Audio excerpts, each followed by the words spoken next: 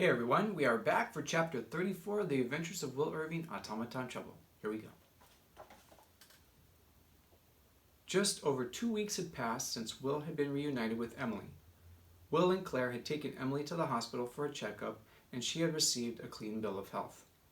Hank had not been quite as lucky. He had received a moderate concussion and had been told by the doctor to rest for 2 weeks. Fortunately, Jennifer had done an excellent job of helping her uncle recover, and Hank was now back on his feet. When not spending time with Emily, Will and Claire worked diligently on repairing Max. They even included Emily at times, teaching her a few basic skills. Will had also been able to get his friend Sam to help by providing a variety of parts and materials. The repairs were progressing a bit slower than Will had anticipated, but that was due in part to Claire's recommendation that they upgrade Max using Atticus's schematic.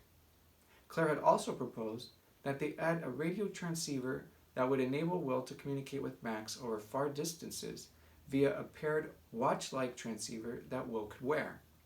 Needless to say, they had their work cut out for them, but they were more than up to the task.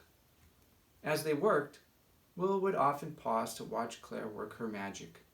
He admired her greatly, and with each passing day, he felt his love for her grow. Emily, too, had grown quite fond of Claire.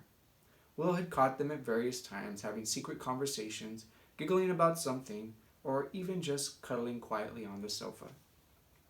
But in spite of how well things were going, one question continued to weigh heavily on Will's mind. What had become of Jim Wesson, Atticus, and the gigantic automaton? A few days after Will had returned home with Emily, he had enlisted the help of officers Anne and Alistair, filling them in on the recent events and asking them to try and locate Jim and Atticus. After nearly a week of searching, they had come up empty-handed. At some point during each day, Will would wonder to himself if he would ever see Arthur's Phase 2 monstrosity come to life. And then he would begin to worry about what he would do if he ever did.